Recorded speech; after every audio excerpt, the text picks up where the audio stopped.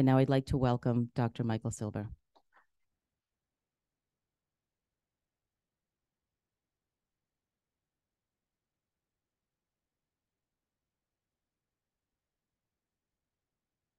Well, thank you. Thank you very much for that very generous introduction. It's a real pleasure to be here today. I'm delighted to see so many people in person. I understand there may be even more on Zoom watching. I've had the pleasure of meeting a few of my patients already this morning. I've been have the privilege, I would say, of looking after patients with narcolepsy for more than 30 years. Before I start to talk on medications for narcolepsy, present and future, I should just say that I have no financial relationships with any of the companies that produce any of the medications, so I have no conflicts of interest whatsoever in what I say. So let's look at the roadmap of what I want to talk about for the next 30 minutes or so. I'm going to start by talking about how do we tell if a narcolepsy drug is effective, especially when we do controlled trials? Then we'll talk about old and new traditional stimulants. We're going to talk about the story of oxybates. Then we're going to go into the future and talk about OX2R agonists and then put it together. So how do we tell if a narcolepsy drug works? And there are many ways we can do it, but I'm going to emphasize 3 ways, and I'm going to come back to those as we talk about the different medications. So the first way, I think many of you are familiar with, your physicians may ask you to fill in every time you see them, that little Epworth sleepiness scale. Then we'll talk about clinical global impression of change and the maintenance of wakefulness test. So for those who may not be familiar with the Epworth, here it is, 8 situations. You're asked to rate each of them. How sleepy would you be? How likely to fall asleep on a scale of 0 to 3? 0 being, I would never fall asleep. 3, almost inevitable. And adds up to 24 points. And the upper limit of normal is 10. If you're above 10, we think that's sleepy. So let's just bear that 10 number in mind. The clinical global impression is very useful. It's a sort of global look. Compared to prior to starting the medication, this patient's condition is, or if you're doing it, how I feel that it is very much improved, and all the way down. And we look at what percentage say they're very much improved or much improved. So we need to consider that. And then the third one is a little more objective. It's the maintenance of wakefulness test. Now, my guess is that many, if not most of you in the room, have had multiple sleep latency tests, MSLTs. The maintenance of wakefulness test is a little different. It's similar. 4 times during the day, you're put into a dark room, but you're sitting up, not lying down. And the instruction is try keep awake, not try fall asleep. And, I don't have to tell you today that that's not very easy to do if you have narcolepsy. So it's a good measure of how well the medication's working.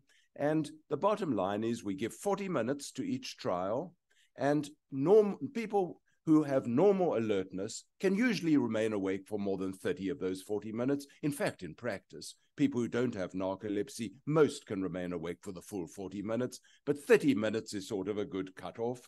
Most untreated narcoleptic patients will fall asleep in less than 15 minutes and generally less than 5 minutes. Okay, so if we bear those numbers in mind, we can start to talk about the stimulants. Now, for those of you, and I apologize to many of you who have a lot of knowledge in this area, but for those who don't have a background in biology or neuroscience, let's just talk a little bit about how nerve cells, neurons function. In the brain, you've got thousands, millions of nerve cells. They've all got a cell body and a long process called an axon.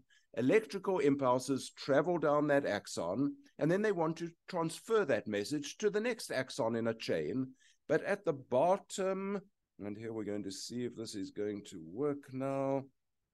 There we go. At the bottom of each of those axons is a space before the next nerve cell, and the electrical impulse releases chemicals from the end of that axon they diffuse across this microscopic space to the next nerve cell where they bind to a protein molecule called a receptor. And these chemicals are called neurotransmitters. And the traditional stimulants increase a class of neurotransmitters with the name monoamines. So what these drugs do is they increase monoamines at these synapses, and that causes increased alertness. So the older traditional stimulants increase two monoamines, especially called norepinephrine and dopamine. The names are not important. But I'm so pleased we're having this conference here at Mayo because the first of these traditional neurostimulants were used at Mayo Clinic almost a century ago in 1930 when Dr. Daniels published a paper showing the use of ephedrine, which we don't use anymore. Methylphenidate or Ritalin, the one that most of you will be most familiar with, was also largely started or studied at Mayo Clinic by Dr. Yoss in the 1950s. So what do we have today? Methylphenidate, still around, very good drug. You may know it as Ritalin, though there are many generics. We like a form of it called Concerta, a slow-release form. Some of you may be on Focalin, a variant of it. And then there are the stronger traditional ones, the amphetamines, and we have a number of amphetamines, dextroamphetamine or dexedrine.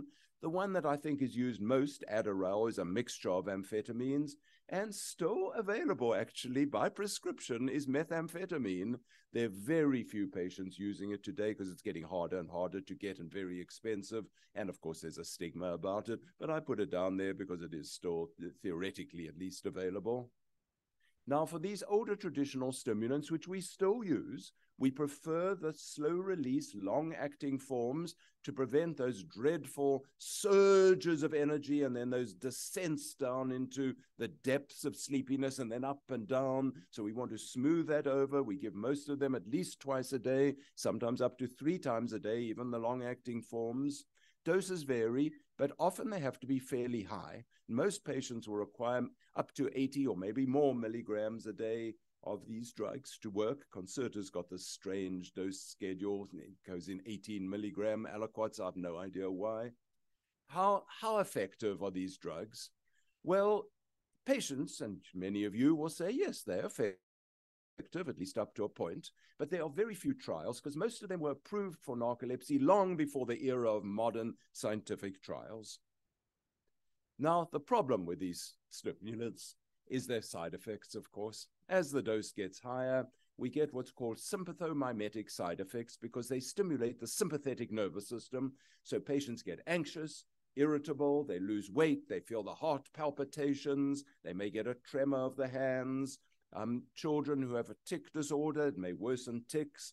And then when we get to the really high doses, especially with the amphetamines, some patients start compulsive picking of their skin on their face, strange thoughts and delusions, and clearly that's not tolerable. And they are addictive. Addiction is not a major problem in my experience in patients with narcolepsy, but tolerance can occur where with time the effect of the medication gets less. And with the amphetamines, we always check an ECG of the heart first because they can cause heart arrhythmias, rhythm problems. If there's a certain abnormality on the ECG, we want to be sure that's not present. Okay, well, that's where we were until about 2000, and then a new drug came out, modafinil, which you may well know as Provigil. It's a newer monoamine stimulator. It's still like the older ones, but it probably increases just one neurotransmitter, dopamine. Fairly simple to prescribe. It's usually 2 doses are needed, one in the morning, one at lunchtime, generally 200 to 400 milligrams, a nice smooth effect. Minimal side effects, nausea, headache in some patients, minimally, if at all, addictive, but we do have to be aware that it interferes with the oral contraceptive. So that is a problem sometimes, obviously, in younger women. Hello. Oh, there we go. How effective is it? So we're now in the era of good, big controlled trials. And there were 2 trials published in 1998 and 2000, large numbers of patients. They used once daily dosing. And I'll show you just the results of one of the trials. The other was very similar. Here's the Epworth Sleepiness Scale. And you remember we wanted ideally 10 or less. Well, at the beginning of the trial, the patients had an Epworth Sleepiness Scale on average of 17.5. At the end of the trial, 12. Well, that's a drop, but it's not perfect. It's not in the normal range. Similarly, let's look at the maintenance of wakefulness test. Remember, normal people remain awake 30 minutes or more. These patients were 5 minutes without the drug, 9 minutes with the drug. So yes, it worked, but it's not where we want to be. And lastly, how many patients said that they had improved? Not bad. 2/3 to 3/4 felt it was useful. So what about one dose versus multiple doses? Well, this is just one interesting study which showed that if you use just one dose of either 200 or 400, most people, by 5 in the evening, the alertness had dropped way down, and most people need 2 doses a day. Not everybody, but most do. Now, here are 2 studies of long-term use of modafinil. So the first one, they were using it for, 20 months. The second one, 40 weeks. What would that be? 10 months. And at the end of that time, you can see only 60 and 70% were still using it, suggesting 30 to 40% of the patients felt this is not good enough. It's not strong enough for me. So useful drug, but not perfect. A new version of it came out called R-modafinil or Nuvigil. It's a modification of modafinil. It's very similar, maybe slightly longer acting. I don't think it actually is in practice, slightly different doses, and there's no definite advantage over modafinil. And in practice, we only use it if an insurance company says we'll pay for R-modafinil or not for modafinil. So then a long time passed before the next new drug came out, and that was solriamfetol, marketed as Sunosi.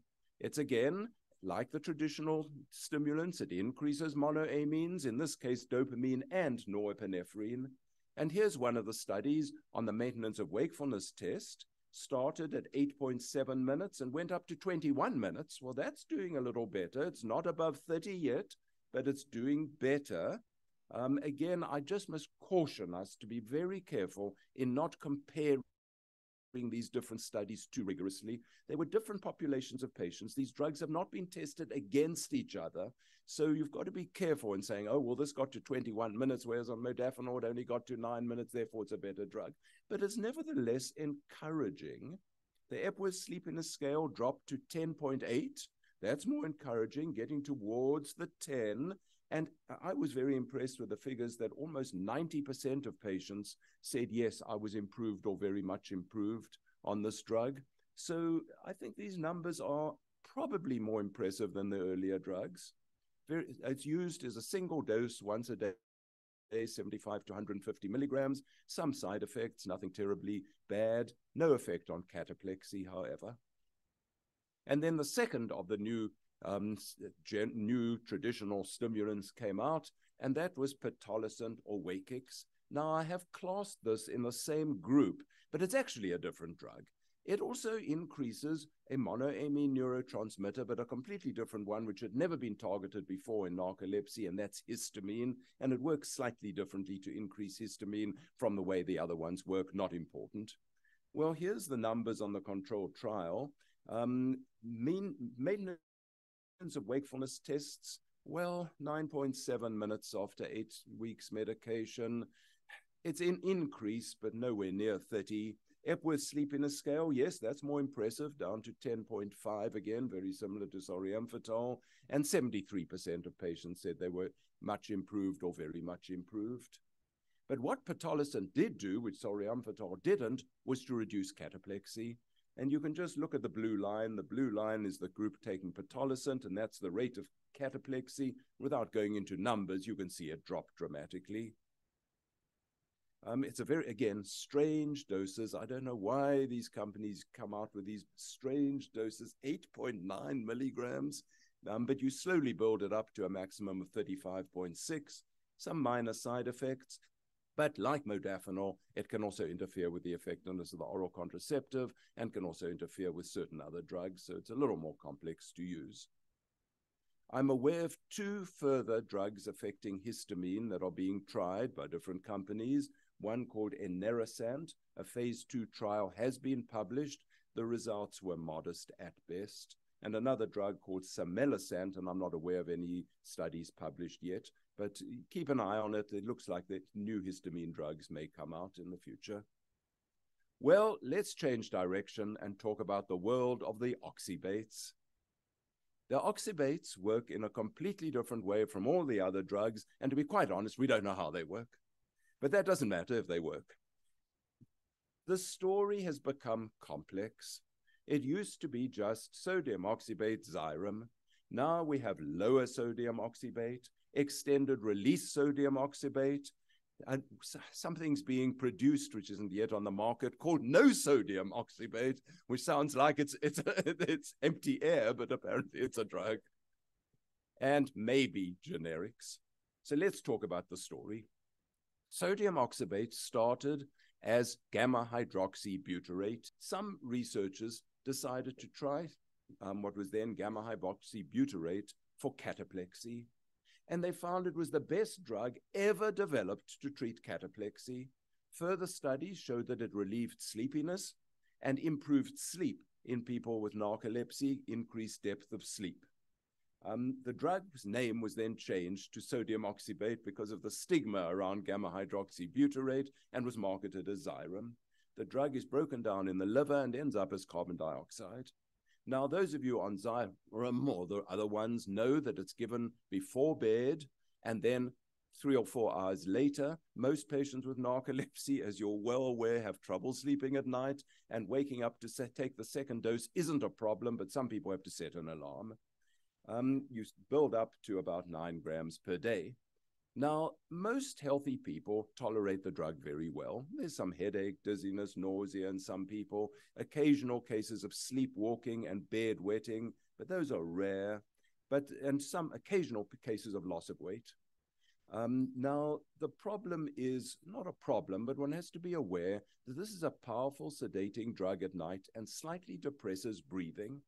Therefore, it can never, never, never, never be used in combination with any other sleeping tablets, including the traditional benzodiazepines, narcotics, or alcohol.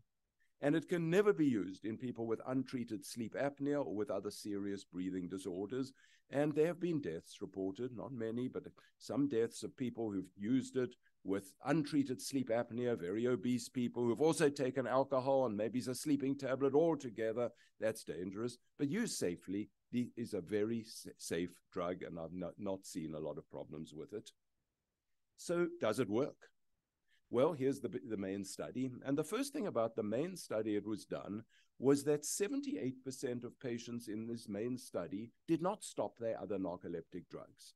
So it wasn't a trial of Xyrem alone. It was a trial of Xyrem as adjunctive additional medication. That's not wrong, but we just have to understand how it was done. And we also realized that 1/3 of patients stopped the trial at the maximum dose because of side effects. That's not been a lot of experience in practice, but that's what happened in the trial. How well did it work? Well, here's the CGI. And by the end of the trial, somewhere around 63% of patients said they were much improved or very much improved compared to before they added on the Xyrem. That's good. Now, there's one complex trial of trying to test sodium oxybate alone without other drugs, and that was somewhat less impressive. The Epworth Sleepiness Scale was 12. The Maintenance of Wakefulness Test, 12 minutes, nowhere near 30 minutes. And used alone, only 48% of patients said they were much improved or very much improved. So a little disappointing, but clearly the drug works. What about cataplexy? As I mentioned, it's fantastic for cataplexy. Drops it in some studies by as much as 85%. Well, recently, the company has produced a new drug called Xywav. And Xywav is called lower sodium oxybate. And the idea was, well, sodium's not good for you. It can push up the blood pressure. Let's lower the sodium, and we'll use a combination of sodium, potassium, calcium, and magnesium combined to oxybate. Well, of course, there's always a backstory, and the backstory is, of course, the patent on Xyrem was running out, and the company wanted to get some exclusivity for another series of years, so they brought out a new drug, Xywav. The FDA approved it for the treatment of sleepiness in narcolepsy, and for the first time, And we're not talking about idiopathic hypersomnia today, but some of you may have it, and coming to a narcolepsy conference, not unreasonable at all. But this is the first drug ever approved for idiopathic hypersomnia as well as for narcolepsy. Like the original trials, the trials on this new Xywav were also done in combination with other stimulants. But the interesting thing is the trial for idiopathic hypersomnia, some of those patients were allowed to take it once a night instead of twice a night, and the results were exactly the same. Now, that wasn't tested in narcolepsy. The drug is not approved as once only for narcolepsy, but it's interesting that it worked once a night for idiopathic hypersomnia. The trial was also a rather unusual trial, different from the others. You know, in most controlled trials, half the patients take the drug, half the patients take placebo, sugar pill, they don't know which. In this case, it was a slightly different type of trial. Everybody, oh, sorry about that, everybody was put onto Xywav, and then after 2 months or so, half of them were withdrawn from Xywav without knowing whether they were withdrawn or not. And the results really suggest that the group who were not withdrawn did very nicely. Epworth Sleepiness Scale here, wow, about 7. First time we've got under 10, haven't we? So it was a strangely done trial, but it looked like those patients did quite well. Is the drug better than Xyrem? We certainly can't conclude that. They've never been compared head to head, but I just give you the figures that with that type of methodology, seemed that the Epworth Sleepiness Scale was really quite good. And now, more recently, another company has produced a different form of sodium oxybate, an extended release form. The drug is being marketed as Lumryz. And this has been approved by the FDA for treatment of sleepiness and cataplexy and narcolepsy once a night. But bear in mind, it is sodium oxybate. It's not lower sodium oxybate. So if you are concerned about the sodium, well, this one has got sodium in it. I must say, in general, I haven't seen patients running into a lot of problems from the sodium, but certainly if we're using Xyrem, Xywav, today most patients are being new patients who haven't started before being prescribed Xywav simply, I guess, because the company's pushing it more, and it makes some sort of logical sense to use lower sodium, though I'm not sure that higher sodium is harmful, particularly if you don't have high blood pressure. How well did Lumryz work? Well, here are the studies that were done that allowed the FDA to approve it, and you will see the Epworth, the maintenance of wakefulness test here at the top. You'll see the numbers got up to 10 minutes or so, so not fantastic. And the CGI, 72% said that they found it useful, so probably much like Xywav and Xyrem. Okay, and the no sodium oxybate, not available yet, but they say the company doing it says they're able to produce oxybate without any cation at all, and I can't tell you more than that. Whether we're going to get complete generics of this, I don't know. We'll have to see how that works. When do I introduce oxybates? Well, the first time I introduce them would be when the traditional stimulants, the older ones or the newer ones, are not producing adequate alertness, or they're producing side effects and people can't tolerate it. If cataplexy is very troublesome, I'll introduce them earlier because it's oxybates are so fantastic for cataplexy. If disturbed night sleep is a huge problem, I'll introduce it earlier. And in idiopathic hypersomnia, because it's the only drug that's been properly tried and the only one approved by the FDA, I might introduce it earlier. And I often use it because that's how it was done in the trials as additional medication, but in some people as the only medication, especially if they're not tolerant to the other stimulants. Well, let's move now into the future. And let's talk a bit about orexin receptor 2 agonists, OX2Rs. So to understand that, we have to realize that narcolepsy, at least type 1 narcolepsy, is caused by a destruction of cells deep within the brain in an area called the hypothalamus that produce another neurotransmitter, quite different from the ones we've talked about so far, called orexin or hypocretin. Type 2 narcolepsy, a little less certain, probably a partial loss of orexin.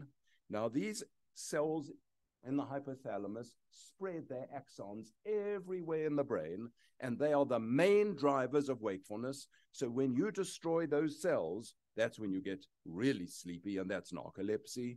We think the attack on those cells is probably an autoimmune attack. where the body's own immune system is damaging those cells. So clearly what we would like to do is replace orexin. Regrettably, we can't. If you take it by mouth or even by injection into muscles, it doesn't get into the brain. So the idea is to bluff the brain into thinking that other drugs are orexin. So you produce a drug which can get into the brain, and it looks like orexin, and the brain, the receptors in the brain, think this is orexin. And in fact, there are a number of drugs being tried. Here they are, and we'll talk about some of them as we go through. Let's talk about TAC 994. It's called TAC because it's produced by the company Takeda. And just a month ago, the first phase 2 trial was published in the prestigious New England Journal of Medicine. And the results on 73 patients with narcolepsy were spectacular. Look at the numbers. The maintenance of wakefulness test latencies went up to 31 to 40 minutes, normal range.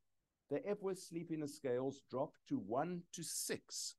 Under 10 remembers normal, and the cataplexy rate dropped as well. Regrettably, before we all get too excited, 5 of the 73 patients developed liver problems and 3 serious liver problems. And as a result, the study was discontinued and the company has announced they've abandoned the drug. There was one other side effect, which was interesting but didn't seem to be disabling, and that's increased urinary frequency, and presumably these drugs stimulate areas in the brain increasing urination.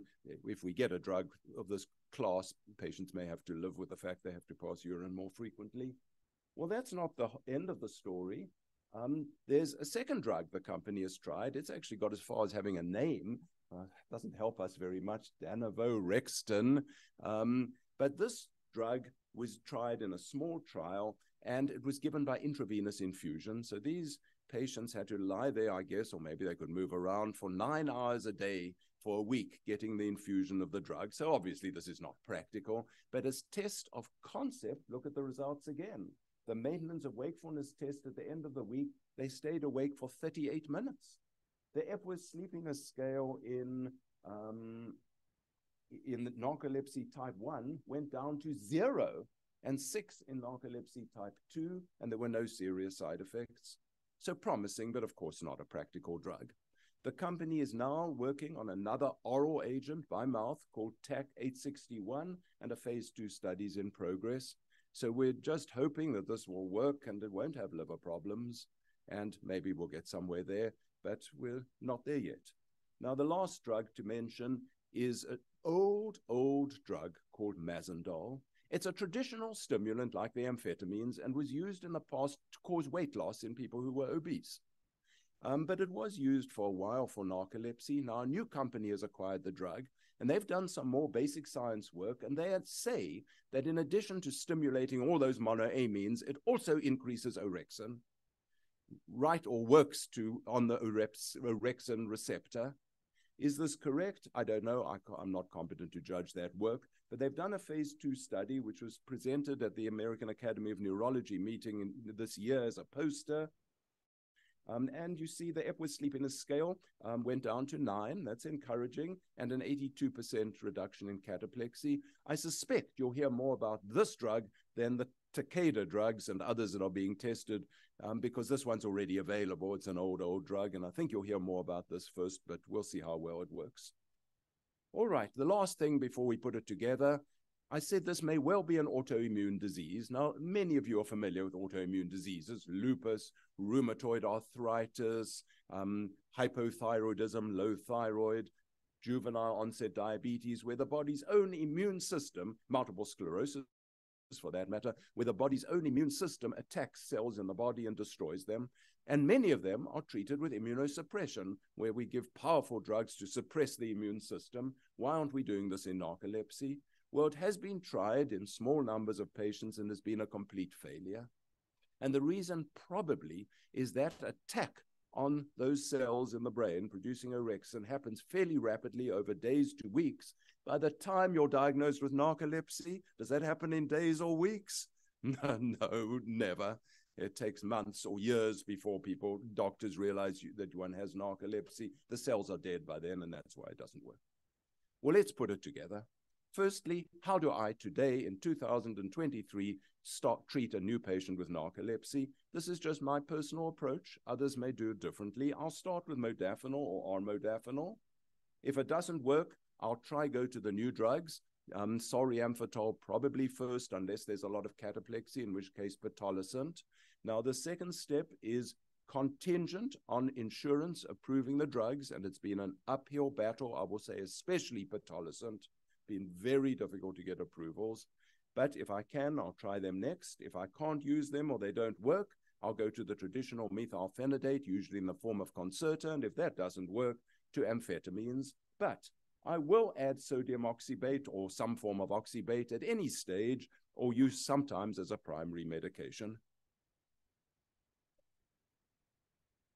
Now, when I see a patient back, how do I tell whether the medications are working? I'm not going to do maintenance of wakefulness tests at every visit. The Epworth Sleepiness Scale I don't find terribly helpful in following patients on drugs.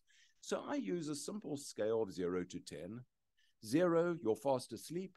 10, you're fully and normally alert. And then I ask my patients every 2 hours to rate themselves, and then I plot it as a graph like this.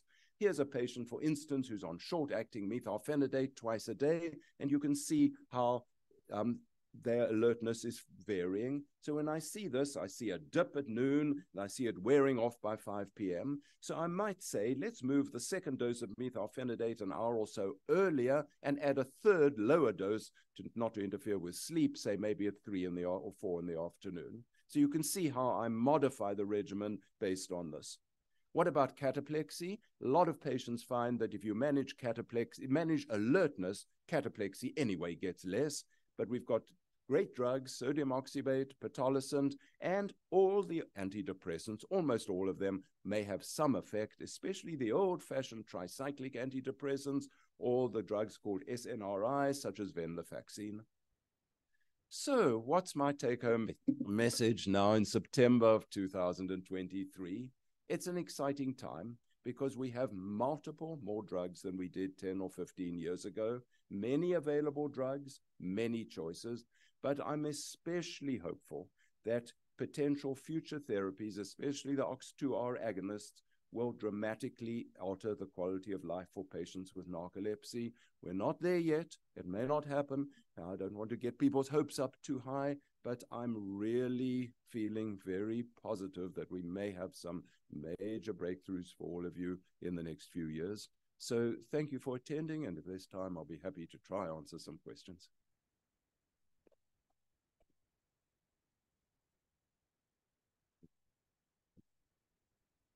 Thank you, Dr. Silber. Wonderful presentation. We do have time for questions, and we do have a stand-up mic right behind, right in the middle here. Towards the back of the room, right behind the front. So if anybody has any questions, I encourage you to go to the mic to ask.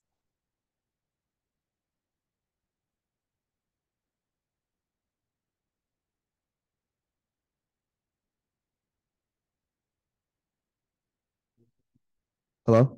Hi. Hey, my name is Ch.B, and I just kind of wanted to thank you, first and foremost, for addressing how you don't have any type of financial gain for expressing this information with us. My question to you is, from a holistic standpoint in treating sleep disorders, is there any type of research being done for that, as far as something that's not related to just drug usage? Right. A very good question. What about non-pharmacologic management? Well, I was asked to talk, as you see, on medications for narcolepsy, and I think the rest of the day there'll be quite a lot of talking about these non-pharmacologic approaches. I would simply say that napping, strategic napping, is terribly important for many patients with narcolepsy. Now, there are some patients with narcolepsy who say it doesn't work. And I don't understand why it doesn't work for some and does for others. I don't think there's any research on that.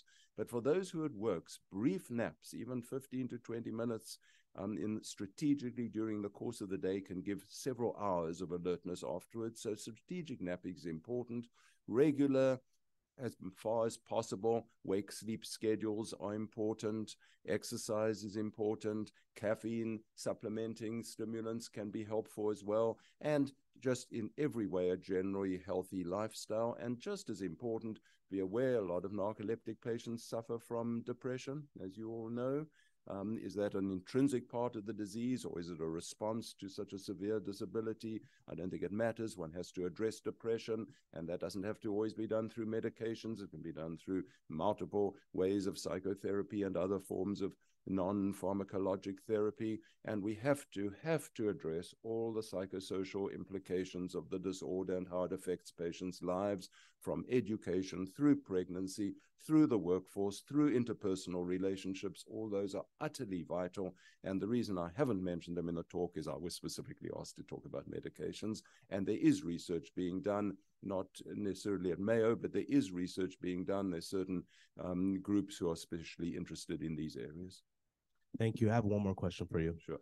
I'm currently taking 72 milligrams of methylphenidate. 70? 72. 72. That's then I take a 54. Yes.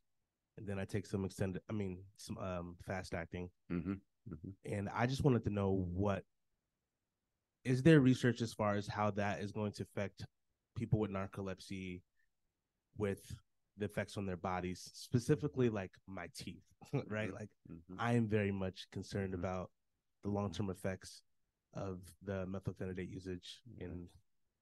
You know, I've got many patients who've been like you, using it for years, and many who've been using it for probably longer, taking your age into account, just guessing, for using it many years longer than you have. And in general, we don't think there's any serious adverse effects of long-term use of higher dose methylphenidate. I'm not aware of an effect on the teeth. You'd have to discuss that with a dentist. I'm just not aware of that. I've had some people on very high doses of amphetamines who for various reasons have had to come off it. And some of them have said, I feel better. My mind feels clearer than I was on the amphetamines. But that's a different story altogether. 72 milligrams of methylphenidate. There are many people who've been taking them for years and years and years, and we're not seeing a lot of bad effects. You've got to monitor the blood pressure, check heart issues. But generally, I don't think you should be over-alarmed by that.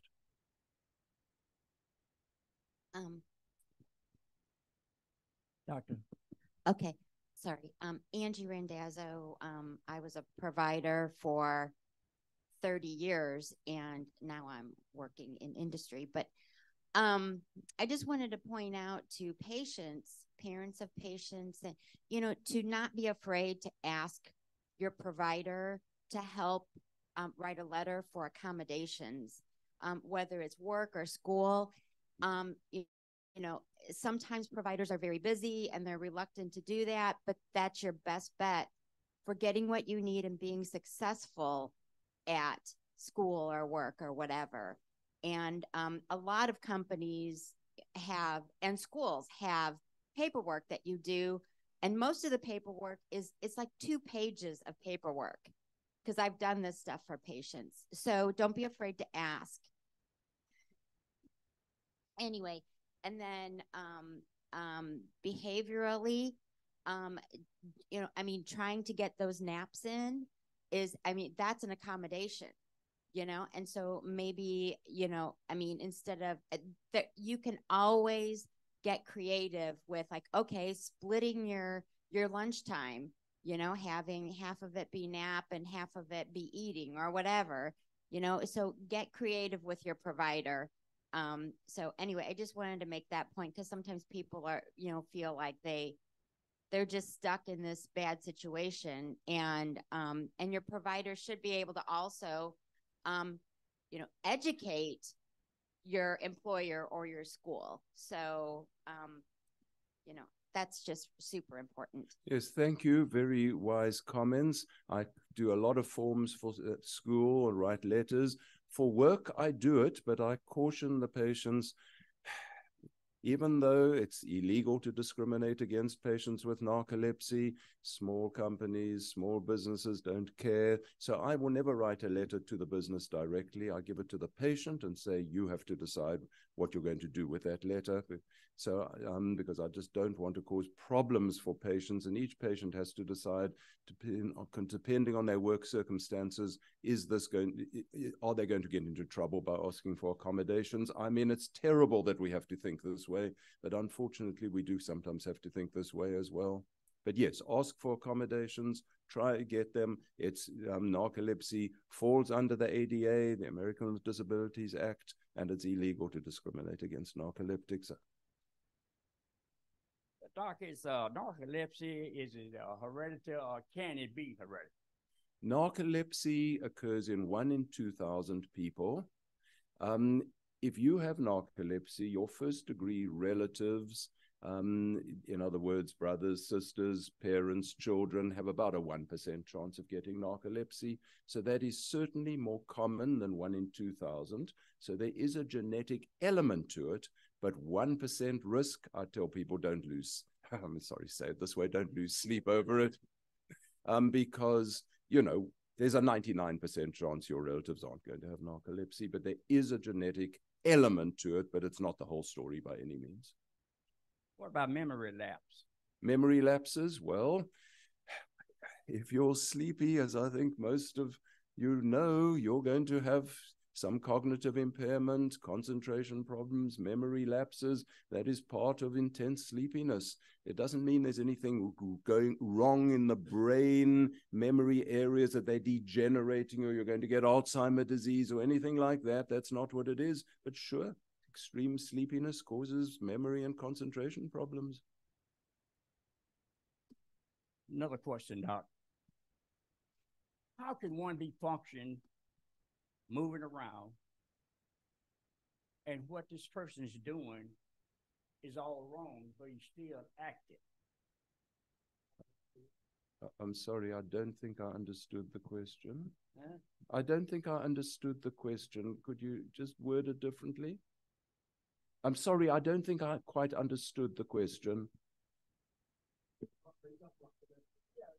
Oh, automatic behavior, right. I got it. Thank you for clarifying. Yes, that is part of narcolepsy.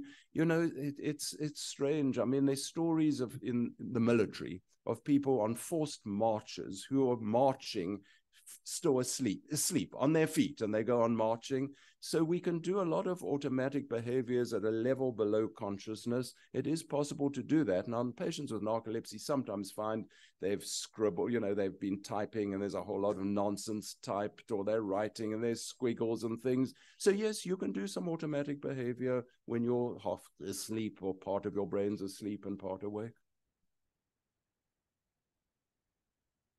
Thank you for your attendance today. It sounds like narcolepsy takes a long time to diagnose.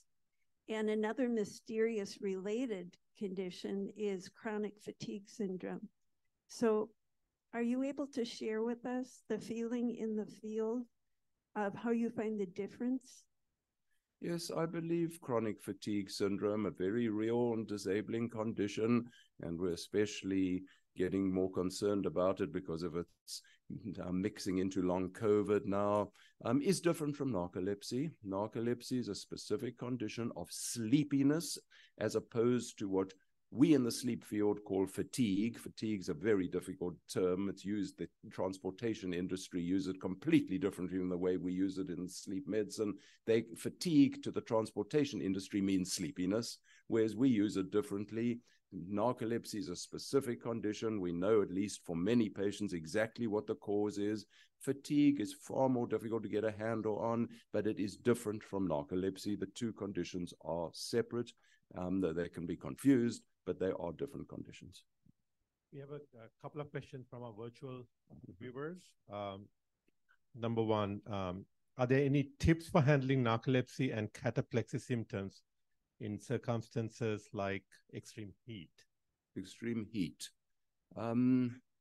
Well, if you're finding that sleepiness or cataplexy is increased by heat, which is not a common precipitant, the best thing to do is to avoid those circumstances. I've got no miracle answers for how to deal with that other than, and of course, treat your cataplexy with medications to the optimal way possible. Another question is, there an age limit for, for using amphetamines? An age limit. Well, clearly, as one gets older, there's more high blood pressure, there's more heart disease, so we have to be more careful. It'd be unlikely that I'm going to put a patient in their 70s on amphetamines for the first time, but I don't say I would never, but I'd think very carefully. But for people who are on amphetamines and getting older, we do a little more careful monitoring of blood pressure, heart status. We talk about alternatives. Does the person, after all these years, want to try one of the newer drugs rather? But if they say, no, I'm doing fine, their blood pressure's fine, there's no evidence of heart disease, and they've not got side effects, I don't push them into discontinuing the drug. I just think we need to monitor it carefully and inform them about alternatives so they do have informed knowledge of risks and benefits. And one final question, can you have cataplexy if you have IH? No, by definition, idiopathic hypersomnia does not have cataplexy. If you have true cataplexy, you do not have idiopathic hypersomnia, you have narcolepsy. Okay. Thank you very much.